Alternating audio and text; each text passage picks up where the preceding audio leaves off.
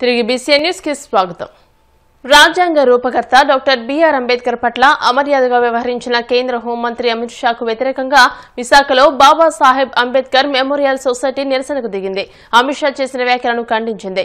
రాజ్యసభలో Amit Shah doctor BR Ambedkar పట్ల చేసిన వ్యాఖ్యలను చూస్తుంటే వారికి రాజ్యాంగం పట్ల నమ్మకం, గౌరవం లేదని అర్థమవుతుందని తెలియజేసింది.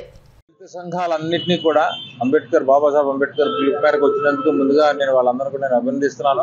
భీమసేన వార తరఫున డాక్టర్ రాజేంద్ర ప్రసాద్ గారు వచ్చారు. దళిత హక్కుల పోరాట సమితి తరఫున రాంబాబు గారు, రాజు గారు వచ్చారు. మిగతా ఇతర సంఘాల నుంచి కూడా ప్రజలందరూ వచ్చారు. వాళ్ళందరూ కూడా ముందుగా నేను అభినందనలు తెలియజేస్తున్నాను. పార్లమెంట్ లో ఆయన స్పష్టంగా అంబేద్కర్ అంబేద్కర్ అంబేద్కర్ అని బదులు దేవుడా దేవుడా దేవుడా అని అంటే 7 తరాలు 7 జన్మలకి నీకు స్వర్గం లభిస్తుంది, అసలు ఆ మాట అనకండి అన్నారు.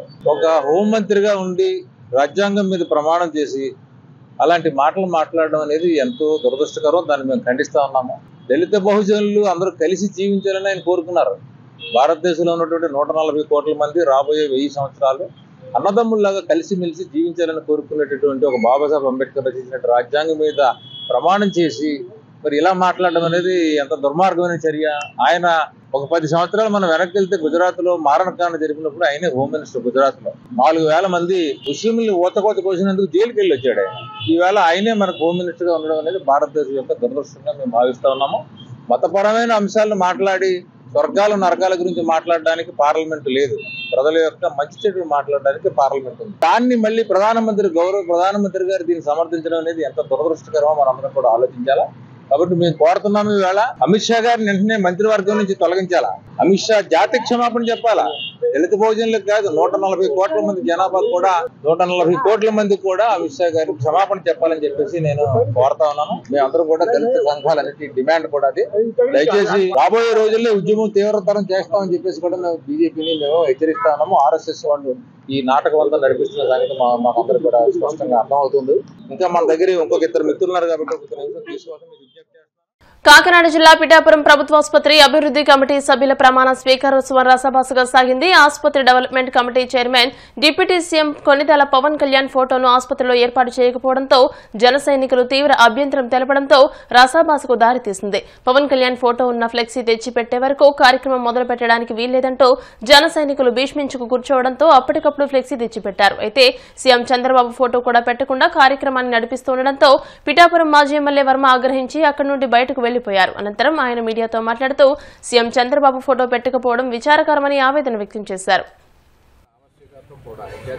ఇక్కడ తుని, పెద్దాపురం, జగన్పేట, కొత్తపాడు ఇవన్నీ కూడా దగ్గరగా అందరికీ అవకాశం కలగాలి కాబట్టి ఇక్కడ పవన్ కళ్యాణ్ గారు ఆ రోజు ఎలక్షన్లో మాపించారు. దాని ప్రకారం ఇక్కడ 100 పడకల హాస్పిటల్ నిర్మాణం వచ్చినందుకు మనస్ఫూర్తిగా ముఖ్యమంత్రి చంద్రబాబు నాయుడు గారికి మాట ఇచ్చి తెచ్చిన పవన్ కళ్యాణ్ గారికి ధన్యవాదాలు తెలియజేస్తాను. కోట ప్రభుత్వం గవర్నమెంట్ హాస్పిటల్లో ఏదైనా ఫెసిలిటీస్ ఉన్నాయో ఇంచుమించు 99% అదే ఫెసిలిటీస్ ఇక్కడ ఉంటాయి. 100 బెడ్ అనేసరికి ఆల్రెడీ స్టాఫ్, సర్జరీస్ కానీ అన్ని రకాల ఆర్థిక కానీ అన్ని రకాల వైద్యం ఇక్కడ జరుగుతాయి. కాకినాడ గవర్నమెంట్ హాస్పిటల్కి సగం బడ్జెట్ తగ్గుతుంది. ఈ హాస్పిటల్ రావడం వల్ల చాలా సంతోషం, అందరికి కూడా ఉపయోగపడుతుంది.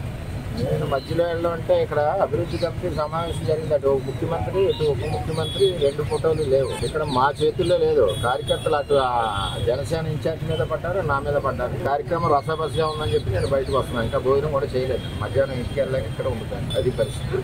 2 మెంబర్స్ ఒకటి జనసేన నుంచి బొజ్జ కుమార్, రెండోది తెలుగుదేశం పార్టీ నుంచి వేణు సురేష్, వీళ్ళందరూ కూడా ఉన్నారు. కాబట్టి ఇక్కడ హాస్పిటల్ యాజమాన్యం యొక్క తప్పు. ఒక ముఖ్యమంత్రి, ఉప ముఖ్యమంత్రి ఫోటోలు పెట్టకుండా కార్యక్రమాలు చేయడం అన్నది, తర్వాత అక్కడ కూడా కూటమి అభ్యర్థుల మాటలు కూడా పిలకుండా ఉండడం అన్నది చాలా పొరపాట్లు. ఇటువన్నీ రెక్టిఫై చేసుకోమన్నాం. కార్యకర్తలను మనం కంట్రోల్ చేయలేం కదా. వాళ్ళ ఎవరి నాయకుడికి వారికి ఫోటోలు లేనప్పుడు ఇబ్బందికరంగా ఉంటుంది. అటువంటి మరలా రిపీట్ అవ్వకుండా చూడమని హాస్పిటల్ యాజమాన్యం కార్యక్రమాలు పెట్టుకున్నప్పుడు ముఖ్యమంత్రి ఎవరో ఉప ముఖ్యమంత్రి ఎవరో వాళ్ళకి తెలీదా? 2 ఫోటోలు పెట్టుకోవాలి కదా. ఇప్పుడు అందులో స్థానిక ఎమ్మెల్యే ఒకటి పవన్ కళ్యాణ్ ఫోటో పెట్టుకున్న కార్యక్రమం ఉంది. ఇది 2వ సారి నేను కూడా వెళ్ళిన చోట కూడా అధికారులకి, నేను నియోజకవర్గ అధికారులకి అందరికి కూడా హెచ్చరిస్తున్నాను. స్థానిక ఎమ్మెల్యే ఫోటో లేకుండా, పవన్ కళ్యాణ్ గారి ఫోటో లేకుండా, పక్కన చంద్రబాబు నాయుడు గారి ఫోటోలు లేకుండా పిఠాపురం నియోజకవర్గంలో అధికారులు కార్యక్రమాల్లో ఎక్కడ ప్రవర్తించినా సరే పై అధికారులు చెప్పి సస్పెండ్ చేయించి పరిస్థితి వస్తుందని చెప్తున్నాను. అంచేతంటే ఇది పార్టీల్లో చిచ్చు పెట్టి పరిస్థితులు, కార్యకర్తల మనోభావాలు దెబ్బతింటాయి. ఫోటోల గురించి ముఖ్యమని కాదు, అంటే ప్రతి కార్యకర్త కూడా వారి యొక్క నాయకుడి ఫోటో అక్కడ ఉండాలి, గౌరవించుకోవాలని కోరుకుంటారు. అందులో భాగంగానే ఇవాళ పవన్ కళ్యాణ్ గారు తెలియదు, అలాగే చంద్రబాబు నాయుడు గారు. ఇక్కడ ఎక్కువ జరుగుతుంది, పిఠాపురంలో ఎందుకు జరుగుతుంది తెలియట్లేదు. ఎప్పుడు కూడా స్థానిక ఎమ్మెల్యే, ఉప ముఖ్యమంత్రి, ఇద్దరు ఫోటోలు కంపల్సరీగా ఉండాలి ప్రోటోకాల్ ప్రకారం. ఎక్కడికక్కడ అది హెచ్చరిస్తున్న అధికారులు కూడా ఇటువంటి రిపీట్ అవ్వకుండా నియోజకవర్గ స్థాయి అధికారులందరికీ రిక్వెస్ట్ చేస్తున్నా, హెచ్చరిస్తున్నాం. ఇది కరెక్ట్ విధానం. భారతదేశంలో అదానీ బీజేపీ మాత్రమే ఉండాలని మోదీ చూస్తుంటే ప్రతి పౌరుడి సమానత్వం కోసం రాహుల్ గాంధీ పోరాడుతున్నారని తెలంగాణ రాష్ట్ర మంత్రి ఉమ్మడి వరంగల్ ములుగు నియోజకవర్గ ఎమ్మెల్యే సీతక్క అన్నారు. ఈ మేరకు ఆమె మీడియాతో మాట్లాడుతూ అంబేద్కర్ పేరు తలచడాన్ని అమిత్ షా తప్పుపట్టడం అంటే అవమానించడమేనని అన్నారు. దేశ ప్రజలకు అమిత్ షా వెంటనే క్షమాపణలు చెప్పాలని మంత్రి సీతక్క డిమాండ్ చేశారు. గత కొంతకాలంగా పార్లమెంట్లో జరుగుతున్నటువంటి చర్చను మనం చూస్తూ ఉన్నాం. ఈ దేశంలో ఒకే వ్యాపారవేత్త ఉండాలి, అది అదానీ ఉండాలి. ఈ దేశంలో మొత్తం ప్రధానమంత్రి ఉండాలి, అది మోడీ ఉండాలి. ఈ దేశంలో ఒకే పార్టీ ఉండాలి, అది బీజేపీ ఉండాలనే టార్గెట్గా బీజేపీ మరి వ్యవహరిస్తున్న తీరు మనకు అద్దం పడుతుంది. మా పార్టీ తరఫున ఎల్ఓపీ లీడరు రాహుల్ గాంధీ గారు ప్రతినిత్యం ప్రజల కోసం, అట్టడుగు వర్గాల సంక్షేమం కోసం, ఈ దేశ భవిష్యత్తు, ఈ దేశ హక్కులు, ఈ దేశ అస్తిత్వం, దేశ ప్రతి ఒక్క పౌరుని యొక్క మరి డెమోక్రసీ, ఇవన్నీ కూడా రాజ్యాంగంలో ఉన్నాయి. ఇది కాపాడుకోవాలి అని అంబేద్కర్ గారిని పదే పదే గుర్తు చేస్తూ, అంబేద్కర్ రచించిన రాజ్యాంగం, దాన్ని పార్లమెంట్లో ప్రవేశపెట్టి ఆనాడు నెహ్రూ గారు చట్టబద్ధత కల్పించి ఈ భారతదేశాన్ని ప్రపంచంలోనే అత్యున్నతమైనటువంటి డెమోక్రటిక్ స్టేట్గా, అదేవిధంగా బ్యూటీ ఆఫ్ గ్రేట్ కాన్స్టిట్యూషన్ ఉన్నటువంటి దేశంగా ఇవాళ ఉనికిలోకి తీసుకొస్తే సహించలేక మనుధర్మ శాస్త్రాన్ని పాటించే బీజేపీ పార్టీ ఇవాళ మనుధర్మ శాస్త్రం అంటే మరి అట్టడుగు వర్గాలకు చదువు దూరం చేయబడ్డది, అంటరానితనం తీసుకురాబడ్డది, మహిళలను అణచివేసినటువంటి సంస్కృతి, వర్ణ కుల మరి అదే విధంగా జాతి విభేదాలతో పరిపాలించేది మనుధర్మ శాస్త్రం.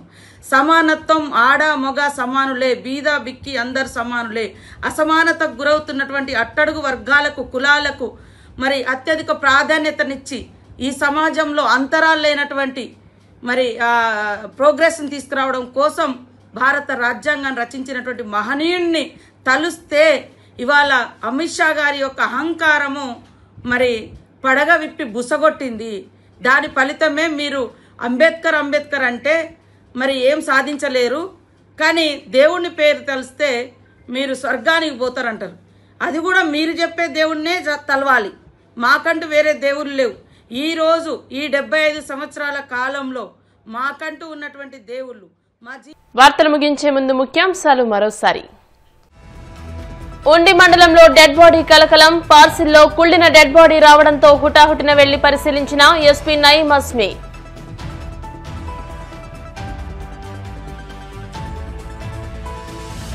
మంత్రివర్గ సమావేశంలో 21 అంశాలపై చర్చ, వివరాలను మీడియాకు వెల్లడించిన మంత్రి కొలుసు పార్థసారథి.